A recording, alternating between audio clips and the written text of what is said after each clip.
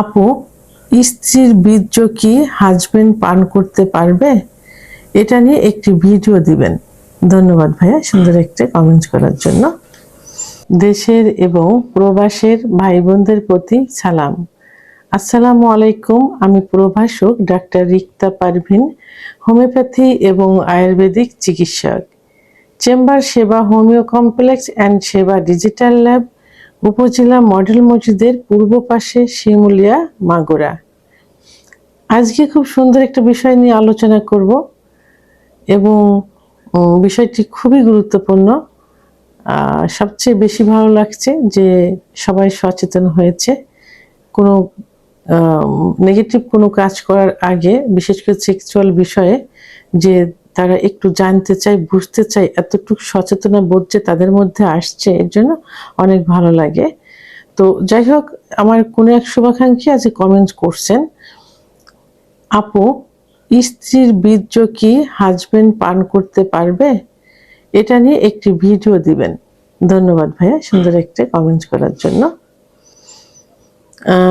আসলে স্ত্রীর বীর্য পান করা কখন হয়? সাধারণত যখন দেখা যায় যে ওরাল সেক্স করে, অর্থাৎ স্ত্রীর যোনিপদ যখন সে চুষতে চায়, অথবা ফোরপ্লের সময় যখন মুখ ব্যবহার করে,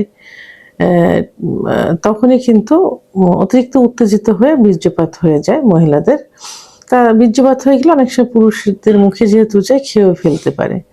তো এটা, এই যে ওরাল সেক্স, এই ওরাল সেক্স কিন্তু ইসলামের দৃষ্টিতে সম্পূর্ণ নিষিদ্ধ, অর্থাৎ ইসলাম কখনো এটাকে সমর্থন করে না। তো এই জন্য ওরাল সেক্স করা যাবে না। আর ওরাল সেক্স যখন করা নিষেধ, সেহেতু স্ত্রী বীর্য পান করা যাবে না, এটা সম্পূর্ণ নিষিদ্ধ। আর বীর্য কিন্তু একটা নাপাক জিনিস, আর নাপাক জিনিস অবশ্যই এটা হারাম। আর বীর্য পান করা বিকৃতি রুচির একটি পরিচয়, যার মধ্যে যেটা রুচিহীনতার পরিচয়। কারণ এই বীর্য অনেক সময় যদি পরিষ্কার পরিচ্ছন্নর অভাব থাকে এবং এর মধ্যে যদি যৌনবাহিত রোগ থেকে থাকে, এই রোগগুলো কিন্তু সুপ্ত অবস্থায় থাকে, আর এগুলো অনেক সময় প্রকাশ পায় না, একমাত্র ব্লাডের সঙ্গে সংযুক্ত থাকে। ব্লাড পরীক্ষার মাধ্যমে বোঝা যায় যে তার এটা সমস্যা আছে কিনা। তো যদি জীবাণু দ্বারা আক্রান্ত থাকে, তাহলে সেই জীবাণু কিন্তু স্বামীর মধ্যে চলে যাবে, বিশেষ করে যৌনবাহিত যে সমস্যাগুলো থাকে, রোগগুলো থাকে। অনেক সময় দেখা যায় যে সিফিলিস, গনোরিয়া জীবাণু, এসটিডি ইত্যাদি হয়ে থাকে। আবার অনেক সময় এর কারণে কিন্তু অনেকের দেখা গেছে মুখে ক্যান্সার পর্যন্ত হয়ে গেছে। তাহলে এই বীর্য কখনোই পান করা যাবে না, বিশেষ করে যোনিপথে মুখ না দেওয়াই উচিত। সর্বোচ্চ কি করতে পারেন, সুন্দর সহবাসের পূর্বে সুন্দরভাবে পরিষ্কার পরিচ্ছন্ন হয়ে ইসলামের নীতি অনুযায়ী ওখানে একটা আলতোভাবে চুমা দেওয়া যেতে পারে। অনেক ডাক্তাররাই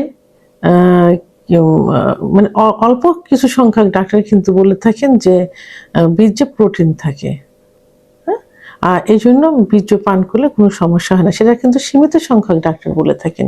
তবে যে পরিমাণ প্রোটিন থাকে, সে পরিমাণ প্রোটিনে কিন্তু কোনো উপকার হয় না। তো